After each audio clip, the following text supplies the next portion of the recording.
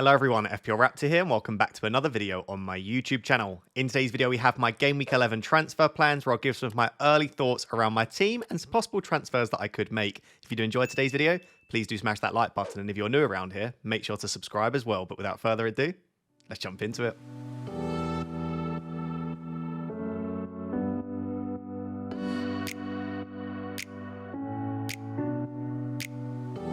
So guys, before we look ahead to Game Week 11, let's briefly review Game Week 10. And I say review, Game Week 10 is still ongoing. We actually have Monday Night Football. So I'm recording this directly after the Chelsea-Man United game. Still got the Monday night game between Brentford and Fulham. And I have Mbeumo and Raul Jimenez, who I transferred in this week, still to play. So I'm hopeful it could get better for me, but there are other assets such as Flecken, Wissa, Smith Rowe, Robinson, lots of others. So quite a few FPL assets in that game. But let me know at the time of you watching this, how many points are you on for Game Week 10? And for me, it has been largely a very positive week. I'm currently on bonus points dependent, of course, around 53 points at the moment. And that is a green arrow from about 2.1 to about 1.3, 1.4 million. I think I'm about 8 or 9 points off the top 1 million.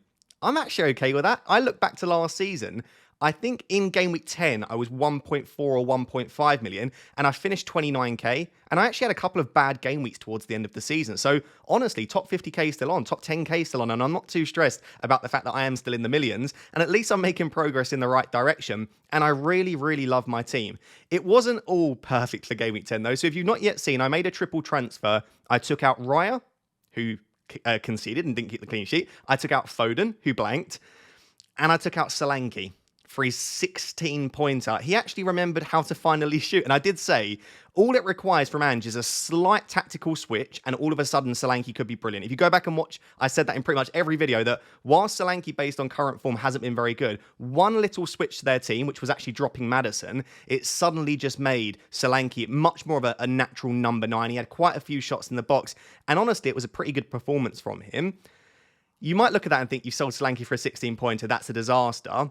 However, the transfer in was for Salah, and therefore, because I captained Salah rather than Haaland, I still think it's probably a net positive. So the three players that I brought in were Sanchez, Salah to captain him, and also Raul Jimenez. I don't yet know how Raul does. If Raul gets anything, then still overall, I'd say I'm pretty happy with the transfers. But yeah, I am absolutely gutted that Solanke got that 16-pointer. It's just one of those things in FPL, though. You will always, in any season, sell players that go on to get lots of points. We can't predict the future. And based on what I saw, I had a 7.7 million asset that wasn't taking any shots. So, listen, he's got Ipswich at home now next week. And of course, I now regret selling him. I wish I'd have found another way to get Salah. But regardless, like I said, bringing in Salah was a real positive. I think the swing between Salah and Haaland is very harsh. Haaland actually accumulated more XG. He missed another 2 big chances. He really should have converted at least one of the chances he got. And Salah had another really quiet game. It was just one of those where when Salah scores, it's a 9 or 10 pointer, and Haaland just isn't converting the chances. He's now missed 5 or 6 big chances in 2 weeks, which is a lot. And the criticism that people kept saying, oh, he's without Rodri, he's without Kevin De Bruyne, therefore he's not going to get... He's getting the chances, he's just not converting them. And KDB being in the team isn't going to make him more likely to convert his chances. It's on him at the moment. He's getting them. He just needs to put the ball in the back of the net. And you feel like with Haaland, all he needs is 1 goal in the Prem, and they'll probably start flying in again. But it is very harsh for those that decided to hold Haaland. But if you decided to make the switch, then it's definitely paid off for you this week. Elsewhere, I played Fabianski instead of Sanchez, even though I brought Sanchez this week. It was a 1-point swing, so not too fussed there. Although West Ham were absolutely dreadful. Nottingham Forest were very good, but moving forward, I might play Fabianski against Everton rather than Sanchez against Arsenal, but beyond that, I don't really want to look at Fabianski in my team much more. Nuri got into some incredible positions. He just wasn't able to convert any of them, but I am so happy to have him. He managed to not pick up his 5th yellow card, which is a real positive because it means we now have him against Southampton. Gabriel, I decided to start instead of Rico Lewis, so I had that debate in my team. Do I start Gabriel? Do I start Lewis? It was a 1-point benefit. I was very happy when I saw that Lewis was on the bench, by the way. Was not expecting that, but overall it went quite well for me in that situation. So I'm glad I started Gabriel rather than Lewis. Now, let's talk about the man that stole the show for me. Leif Davis, 10-pointer. I would like a formal written apology from every single one of you that have disrespected my GOAT, Leif Davis, because that man has, I say saved my game week. It was still an okay game week outside of Leif Davis, but to get a 10-pointer from an asset that is about 1% owned, and everyone has been disrespecting, and everyone told me to bench this week as well, it feels absolutely amazing. Ipswich still are really poor. They conceded almost 2 XG against Leicester. They are still really bad defensively. And so I can't really complain that I didn't get the clean sheet, but the fact they conceded in the 94th minute, I was looking at a 15-pointer. That does hurt a little bit.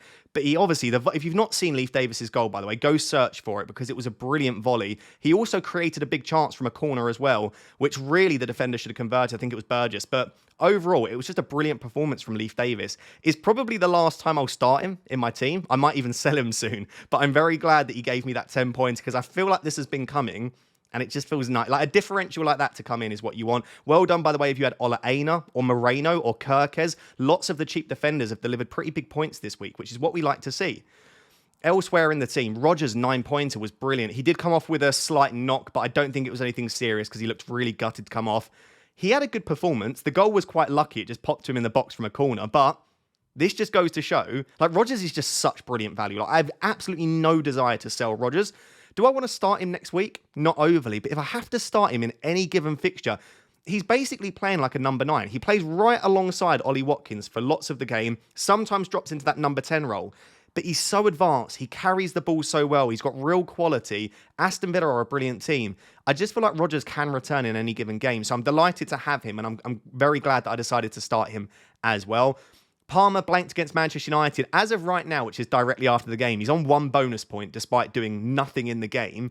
It probably says a lot about the quality in that Man United-Chelsea game. He's currently on 3 points. Haaland, 2-pointer. We spoke about that already, but the blank was quite... Actually, overall, it benefited me because he's so highly owned and captain that I actually lose rank when he does anything. So I technically wanted Haaland to blank, but because I did so much to try and keep Haaland and to have him along with Salah and Palmer, I kind of also felt like I wanted Haaland to return to almost punish the sellers a little bit. So I was very conflicted, but he blanked, and I guess overall that actually helps my rank. Cunha gets the single assist, comes away with what looks like at the moment 1 bonus point. He put in an incredibly impressive performance. Absolutely delighted that I bought Cunha in game week 7. Since I bought Cunha, he's got 9, 2, 9 and 6. So he's returned in 3 of the 4 games that I've had him for. In that time, he's got 7 bonus points.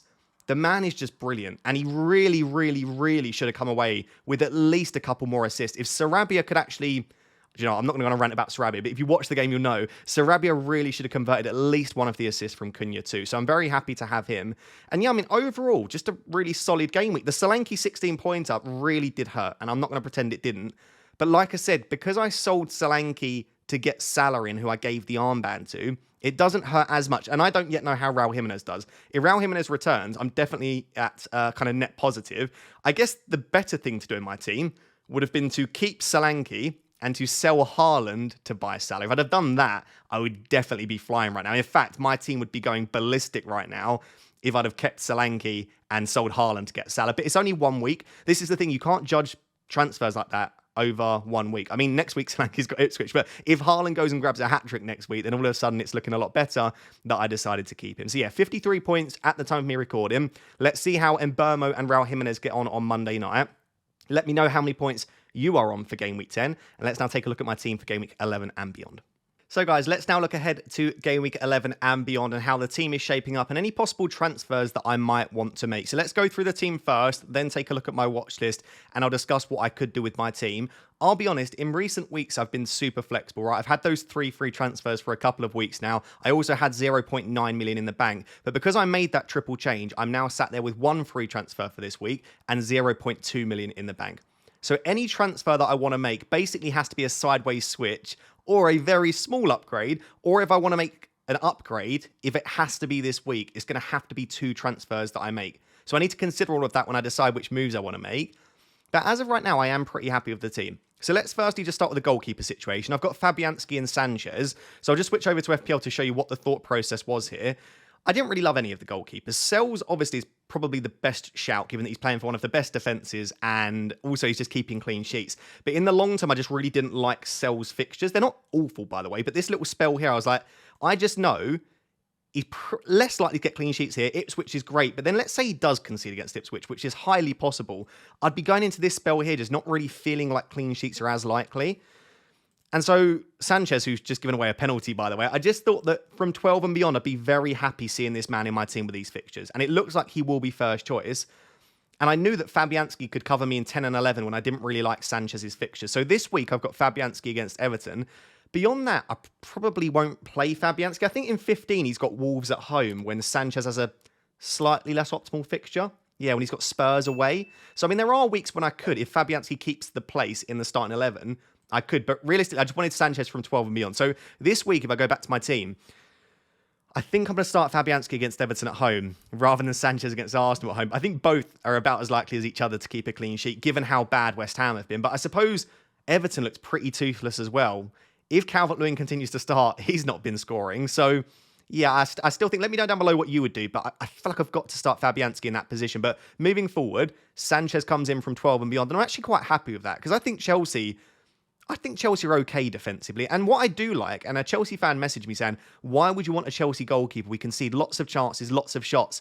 That's why I wanted Sanchez. I don't want a goalkeeper that doesn't concede any shots, because that's what Ederson and Raya have been in the past. I actually want Sanchez to concede 8, 9, 10 shots a game and make lots of saves, because then clean sheets do come occasionally, and when it does, it's always like a 9, 10, 11 pointer. Like this season, Sanchez has already had multiple very good returns.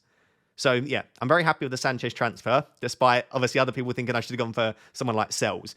In the defence, I'm okay with it as things stand, but there are definitely lots of defenders that I think I'd rather own moving forward, and we'll discuss that in the watch list in a section. 8 Nuri, absolutely great. Don't need to talk about him much. Southampton at home. No, Wolves aren't good defensively, but I'm happy having him. Gabriel is fine for now, right? At least he's back fit. Arsenal haven't been defending that well. The next fixture isn't good against Chelsea, but it is still Gabriel. Arsenal okay at least defensively, and he is still very good from set pieces. So yeah, 8 Nuri, Gabriel are fine. And in all honesty, Van den Berg's probably okay at that cheaper price. I don't really have any desire to remove Van den Berg because who am I moving to? I don't need 5 good defenders, and at least he's playing for the moment. At the moment, he's actually my first sub. So those 3 I'm okay with. The 2 defenders that I could see myself removing are Rico Lewis and Leif Davis. Rico Lewis obviously was benched in game week 10. The saving grace there is that we've known for a while now Rico Lewis needs a rest. He's actually been saying recently, Pep, I'd love to rest Lewis, we just can't. So the fact, I don't think Pep was lying. He was just saying we can't rest him, but we would love to. So as soon as Kyle Walker is back, he's going to do what he said he wishes he'd been able to do, which is rest Rico Lewis. So I feel like a benching was always going to happen. And I guess it came in a game that they conceded anyway. But Kyle Walker was so bad. Like, that was an all-time generational stinker. And the thing is, he's been so bad every time he's played for a long time now. And it's no disrespect to him, because I know back in the day he was fantastic, but past it comes to mind. He's not defending well. I actually don't even think he looks particularly fast anymore, Kyle Walker. And I know that they could play another setup of players where they play like a Kanji or Stones at right back with Gvardiol inverting or bombing down the left. So even if Walker doesn't play, doesn't mean that Rico Lewis is nailed. But I just think Rico Lewis comes straight back into the starting 11 after that performance, in which, in all honesty, City looked really poor. And he was okay once he came on. So in terms of minutes moving forward, Rico Lewis isn't going to start every game, but I would be surprised if he doesn't come back into the starting 11. So I'm probably okay keeping Rico Lewis for a little bit, but do know that, like, moving forward, the fixtures aren't perfect defensively. So even if Rico Lewis is in the starting 11, he's not a player that I probably want to start every week. It doesn't mean I need to sell him, but I probably want a better rotation with him. That then leaves me with Leif Davis. Let's take a look at Leif Davis's fixtures coming up, because I would love to hang on to this man, right? 0.27 XGI per 90. 0.27. That's about as good as Strand Larsen for attacking threat in terms of even looking at the data. So he's got so much about him, and he's just come off the back of a 10-pointer, right? He's already got an assist this season against Fulham. So that is now 3 attacking returns in the opening 10 games. He is great, but Ipswich are not. They've got a few decent fixtures here. I just wondering how many games am I like truly happy playing Leif Davis. I almost didn't want to play him against Leicester at home. That kind of shows how little I trust Ipswich. I wouldn't mind playing him around like maybe against Palace at home, but am I expecting a clean sheet? No. So he's not an awful player to have.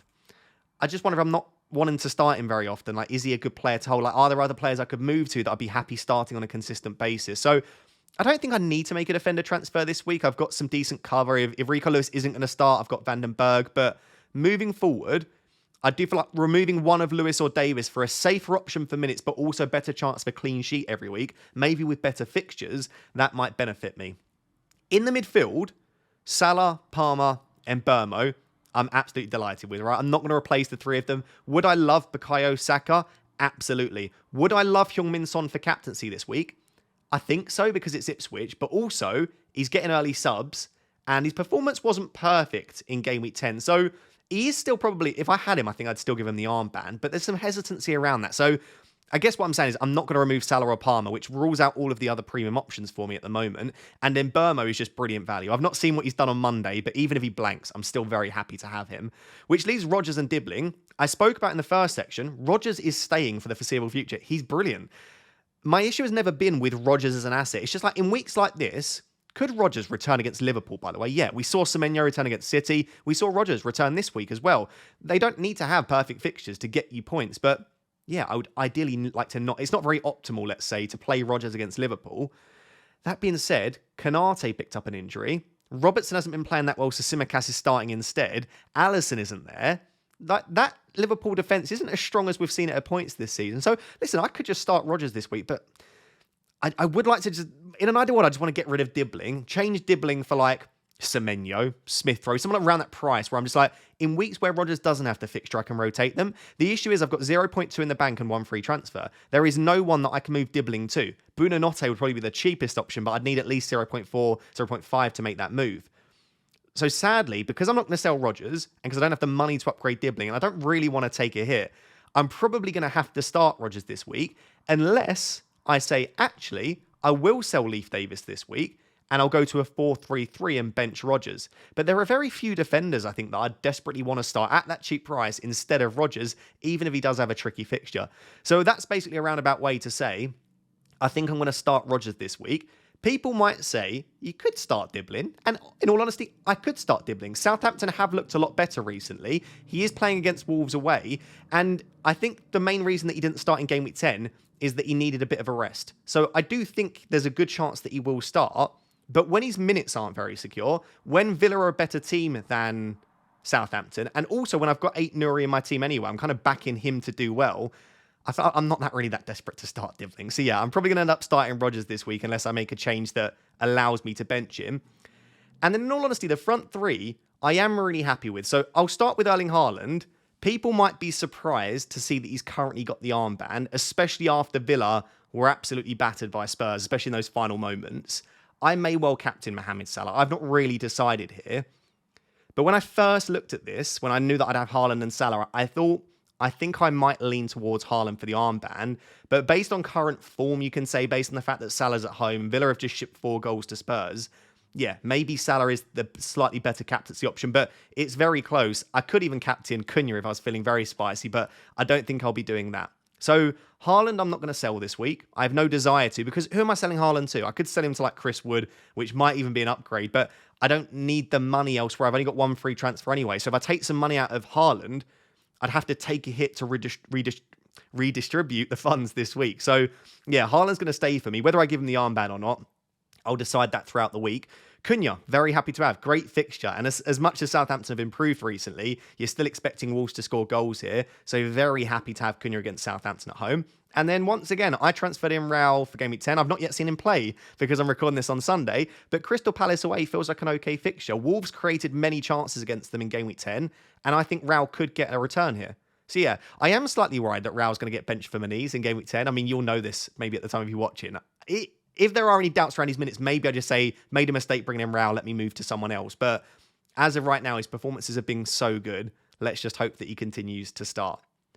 So that's the run through of the team as things stand. I guess I'm actually happy with the team. Like, a rolling is a possibility, and I don't want to force transfers right now, especially when I don't have much money. But let's take a look at my watch list anyway, just in case I pick up injuries or issues throughout the week, something crops up. At least you know which players I'm starting to look at and starting to consider. So guys, moving on to my Game Week 11 watch list and the players that I'm currently considering either for this week or in future weeks, and I'm just keeping my eye on. Let's start with the defenders. And I guess let's start with Lewis Hall, who's actually been very impressive. Only 4.3 million. Yes, this is a bit of a knee-jerk, looking like he's going to get an 8-pointer against Arsenal, which is, of course, turned my head. I actually thought it was a very impressive performance against Saka for the most part, which is a very difficult player to obviously defend against. We know that he's got a bit of attacking threat about him. 0.17 expected assists per 90 this season. And I've just looked, he has started every game and got pretty much 90 minutes in every game since game week 6. Now, of course, once Trippier's back, it could be Trippier at right back, Livramento at left back. We know that the likes of Dan Burn can play out there if required. But given Lewis Hall's performances recently, they've picked up a couple of clean sheets. I could foresee definitely that he stays there as the starting left back for them.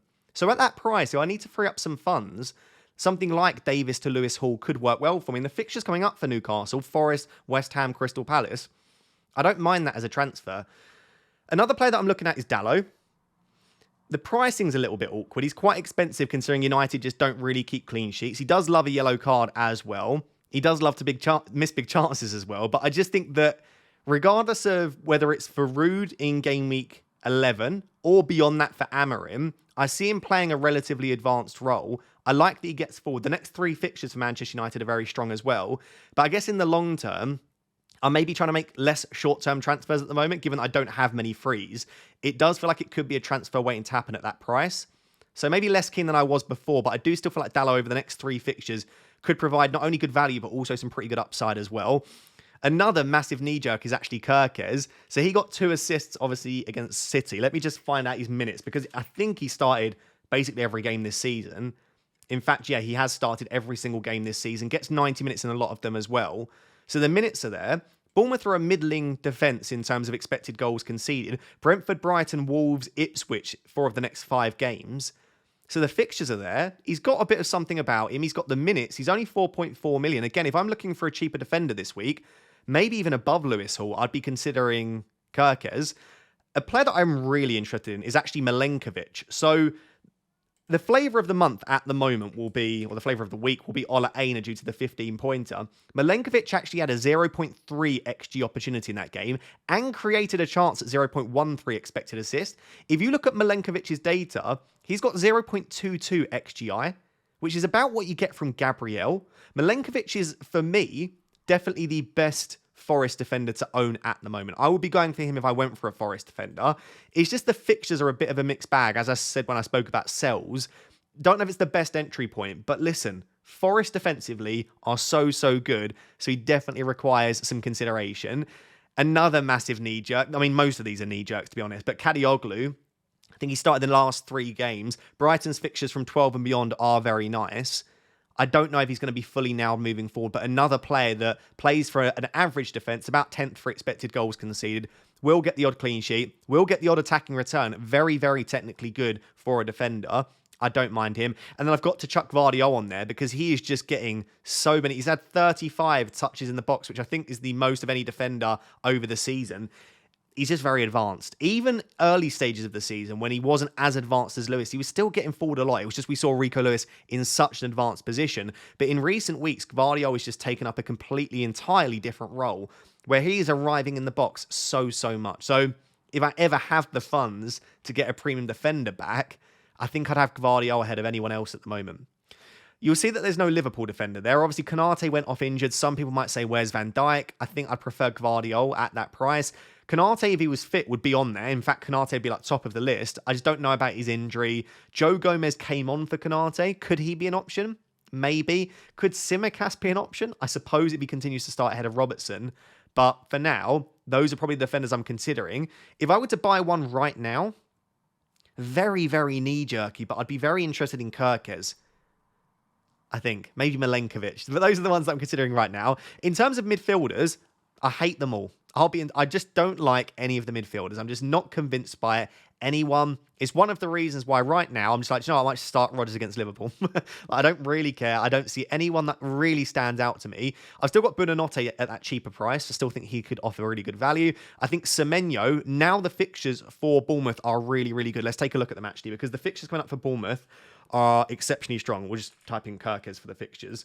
So he's got Brentford, Brighton, Wolves. This would be for Semenyo, of course. Spurs, which for Semenyo is actually a really good fixture. Then Ipswich, then West Ham, then United, Palace. Like, a lot of those are quite weak defences. Brentford are not good defensively. Wolves are not good defensively. Spurs concede chances. Ipswich are the worst defence in the league. West Ham have been awful. United always concede chances. Like, there is a really nice run of fixtures for Semenyo now. So he is definitely on there on the list. Johnson and Son, given that they have Ipswich this week, they kind of have to be on the list for me if I was looking for a midfielder. And I know I just sold Solanke, which I now regret. But yeah, Johnson and Son have to be there for me. I probably won't go for Son now just because of the worry with these minutes. Like, if they're winning 2-0 against Ipswich, does he get subbed around 55, 60 minutes again? Like, are they just really managing his load and trying to not push him too far too soon? So I probably won't go there now. Johnson could still offer really good value. Gets another goal this week. The data continues to look good. The minutes are good. There's the option. Maybe the midfielder I'm most interested by is actually Anthony Gordon. This isn't a knee-jerk, because I spoke about in my deadline stream for Game Week 10 that I could see us really wanting Gordon and Isak back soon, given their fixtures. Again, let's just jump over to take a look at them.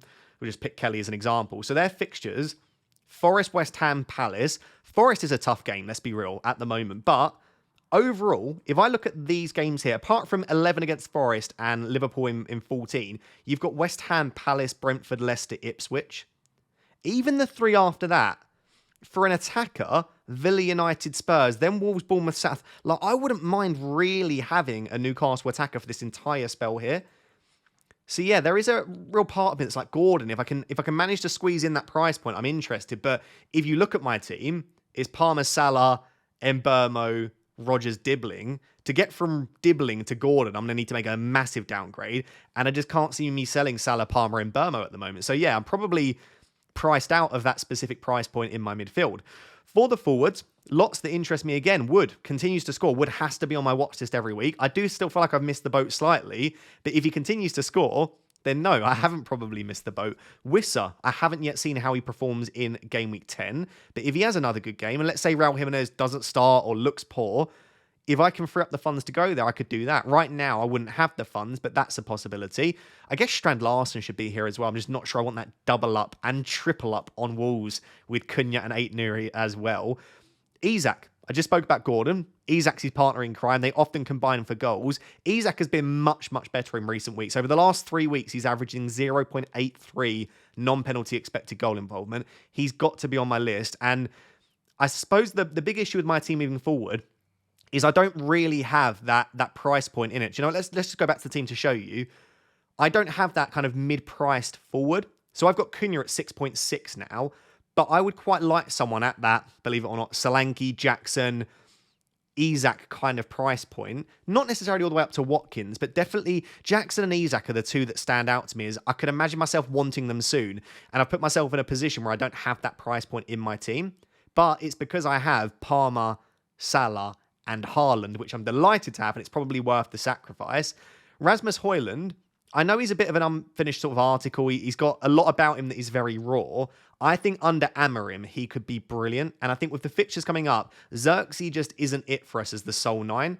And I can't see Amorim wanting him as the sole 9 either. So I think Rasmus gets the game against Leicester. And then beyond that, I still think he's our first choice number 9. And I see a lot of what I like in him. He just needs to sort of string together a few performances where he scores goals and takes his chances well. And I do think he is naturally a very good finisher too. So I like the idea of bringing in Rasmus Højlund, but maybe that's a bit biased from me. Nicholas Jackson just picked up his 4th yellow card. So Jackson is on 4 yellows. I did say previously, I wouldn't let that affect your decision-making too much. If you like a player anyway, still look to bring them in if they're on 4 yellows. But especially for a forward that is so prone to picking them up, I might just wait and see with Jackson, let him pick up that 5th yellow, let him get banned, and then maybe look to bring him in after that. And again, the price point just isn't really there for me and my team. So if I go back to my team right now, this is how things stand. I would love to get your opinion on it. What do you think of my team? What would you do? Do you think it's an easy role? Where are the potential issues? I do think I am pretty well set up moving forward. Let's see what happens on Monday, because maybe the performances of Mbeumo or the minutes of Raul or something like that puts me off, and that requires a transfer moving forward. But as things stand, the most likely decision for me is to roll the transfer.